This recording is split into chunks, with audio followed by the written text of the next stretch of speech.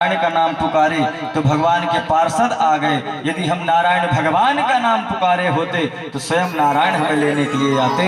और उस अजामिल के मन में वैराग हुआ और उस दिन से वह सब कुछ छोड़कर भगवान का भजन करना प्रारंभ कर दिया। भगवान के नाम में इतनी शक्ति है।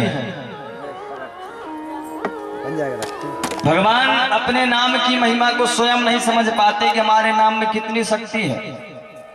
एक बार प्रभु श्री राम जब रामेश्वरम बंध रहा था, पुल बंध रहा था, तो सभी जो नल नील नाम के बानर थे वह पत्थरों में भगवान का नाम लिख लिख कर डालते जाते, तो पत्थर बड़े बड़े पत्थर समुद्र में तैरते जाते। भगवान राम सोचे देखो जब हमारे नाम में इतनी शक्ति है तो चलो हम भी एक आध दो पत्थर डालकर देखे तैरते हैं कि नहीं। आज प्रभु श्री राम जहाँ पर पुल बंध रहा था उससे थोड़ा नीचे गए और नीचे जाने के बाद एक पत्थर को उठाया और पानी में फेंक दिया। और जैसे पानी में राम जी पत्थर फेंकते तो पत्थर डूब गया। राम जी आगे पीछे देखे कोई है तो नहीं, हमें शंका करने लग जाए कि नकली राम है। फिर से दोबारा पत्थर उठाया, फिर से फेंका तो वह भी डूब गया।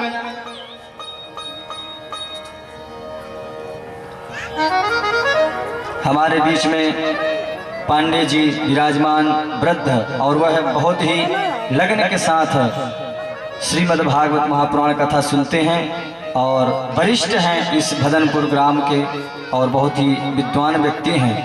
उनको बहुत बहुत हमारे भागवत जी की तरफ से अभिनंदन और आपका आशीर्वाद हमारे ऊपर सदैव ऐसे ही रहे। विद्वान की नगरी है यह भदनपुर। यहाँ पर एक से एक दिव्य महात्मा पड़े हुए हैं जो कि भगवान की आराधना करते हैं।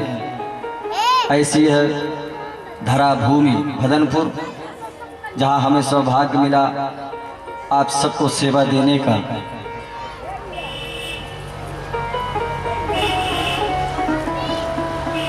तो राम जी जब दूसरी बार पत्थर उठाकर समुद्र में फेंके तो वह भी डूब गया। तो राम जी सोचे कि देखो यदि कोई देख लेगा तो कहेगा राम के नाम में इतनी शक्ति है कि पत्थर तैर रहे हैं और राम जी स्वयं पत्थर फेंक रहे हैं तो वह डूब रहे हैं। राम जी आगे पीछे देखे, यदि कोई देख लेगा तो शंका करने लग जाएगा हमारे ऊपर। जब तक पीछे घूम कर देखे तो हनुमान जी महाराज हाथ जोड़कर खड़ी थे।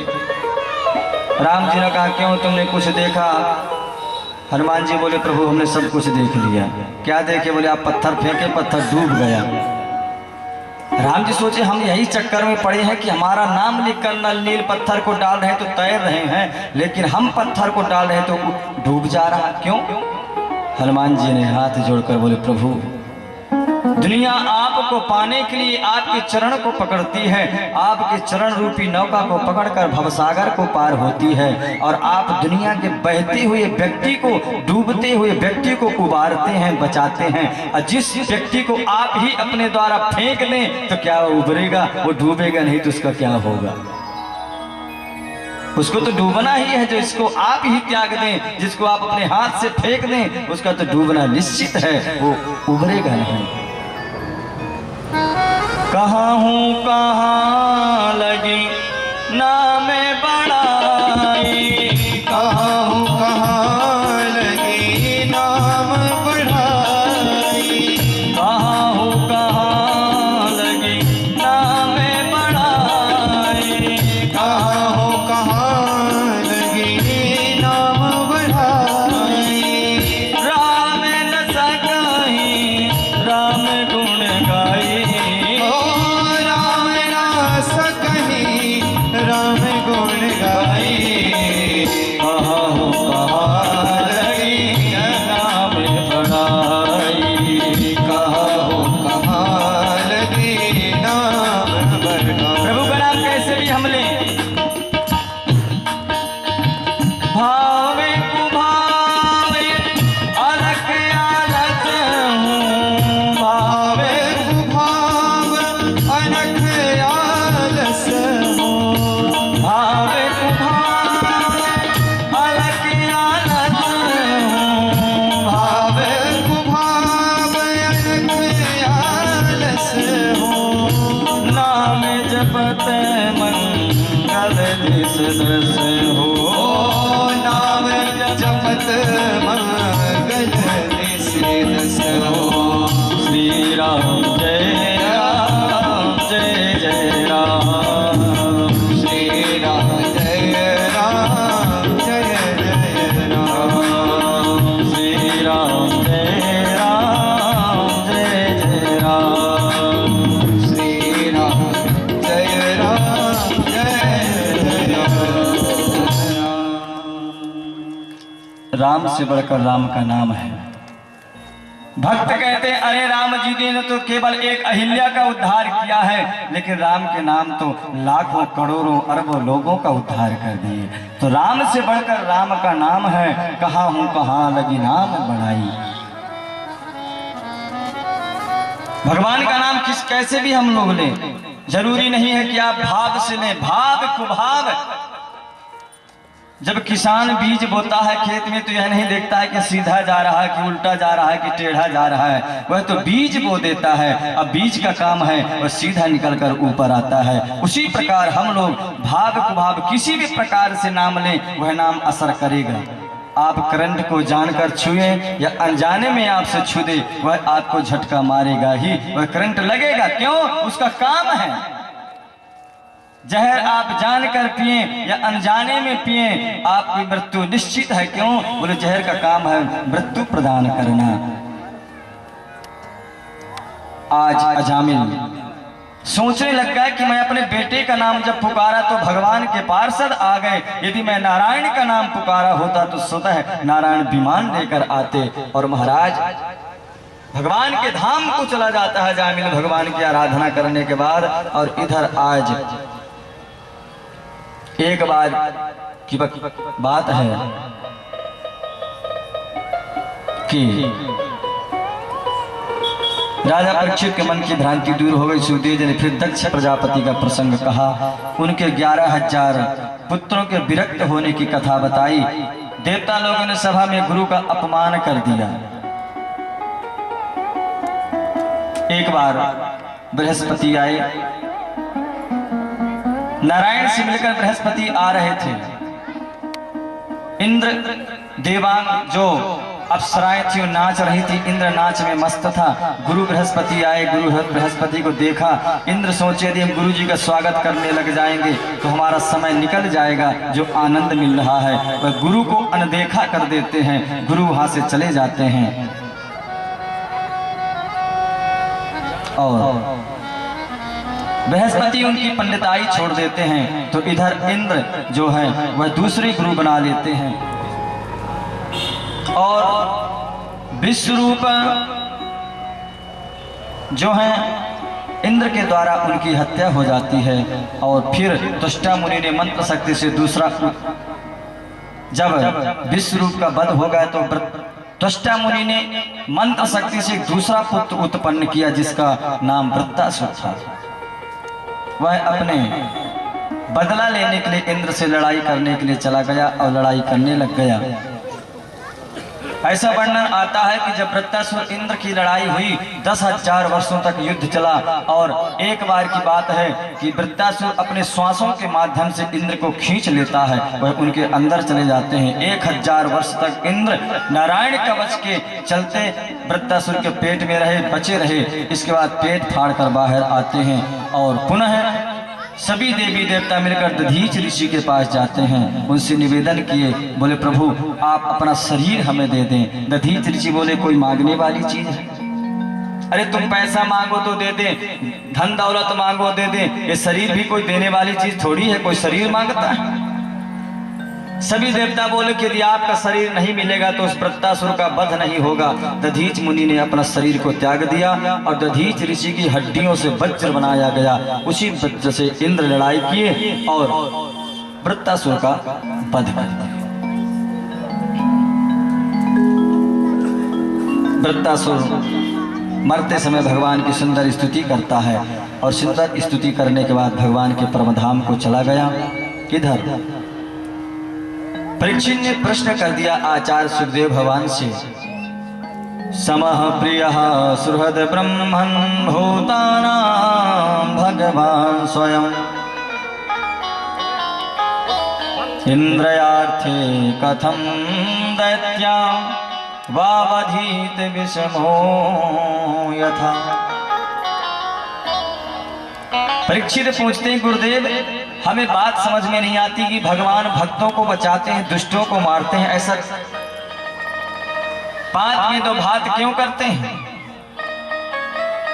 तब यहां पर सुखदेव भगवान कहते हैं कि भगवान ना तो किसी को मारते हैं ना किसी को बचाते हैं, जो जैसा कर्म करता है अपने कर्म के आधार पर उसे उस प्रकार की सजा मिलती है।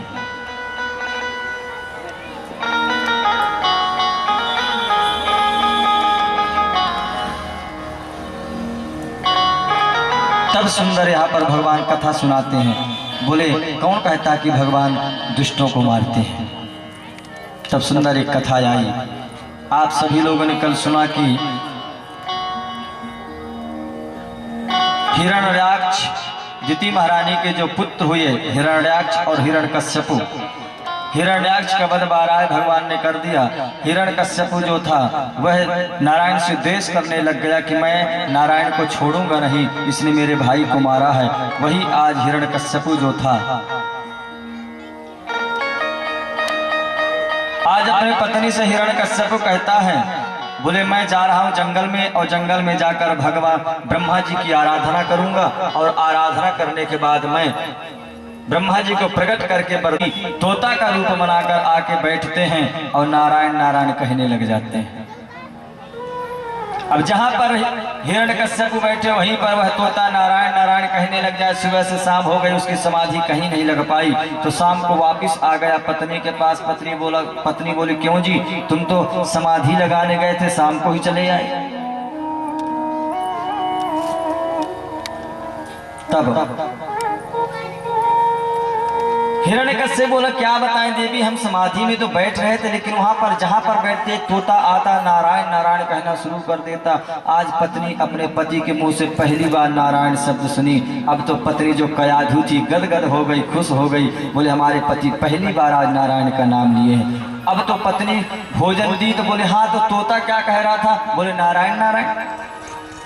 रात में सोते वक्त भी उसने पूछा कि तोता क्या कह रहा था? स्वामी जी बोले नारायण। और उसी रात को गर्भाधान संस्कार होता है और वह गर्भवती हो जाती है कयाधु। दूसरे दिन फिर हिरण्यकश्यप चला जाता है जंगल में। इधर कयाधु जंगल में जाकर हिरण्यकश्यप समाधि में बैठा और इधर कयाधु गर्भवती है। इंद्र सोचता है, इंद्र सोचे कि यह दुष्ट है, दुष्ट की पत्नी है, और इसके यदि जो बच्चा पैदा होगा हो सकता है इससे भी ज्यादा दुष्ट हो, तो क्यों ना इसके गर्भ सहित इसको मार दें तो हमारा रास्ता साफ हो जाएगा। और आज इंद्र आता है और इंद्र आकर कयाधु का हरण करके ले जाने लग गए। तो रास्ते में नारद जी मिल जाते हैं। नारद जी बोले इंद्र को, क्यों इंद्र, कुछ थोड़ा बहुत शर्म बची, सब तुमने बेच खाई, क्या हुआ प्रभु? बोले अरे तुम्हारे में हिम्मत थी तो उसका जब पति था तब तुम जाते उसकी पति का हरण करने। उसका पति जंगल चला गया है, उसके न रहने पर तुम उसकी पत्नी का हरण करके ले जा रहे, कहाँ की वीरता है।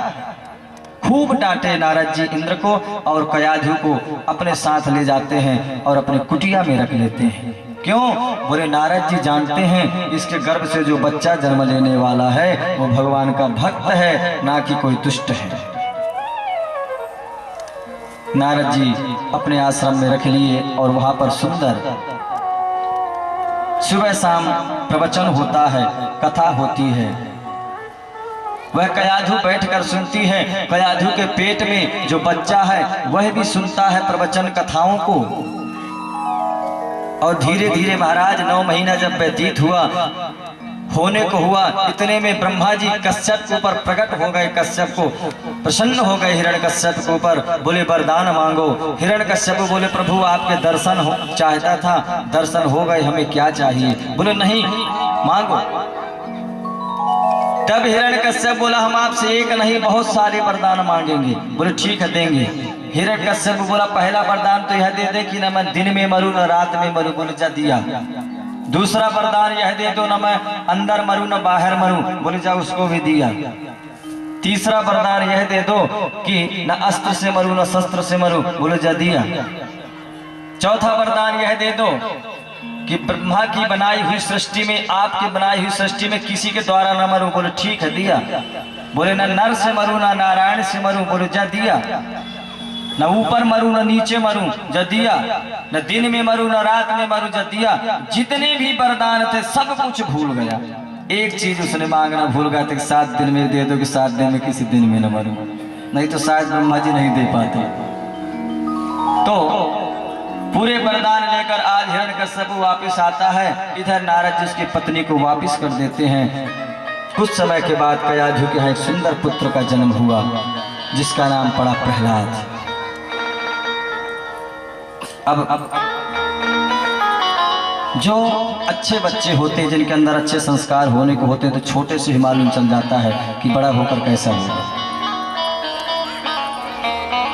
इधर महाराज धीरे धीरे प्रहलाद जी बढ़ रहे हैं।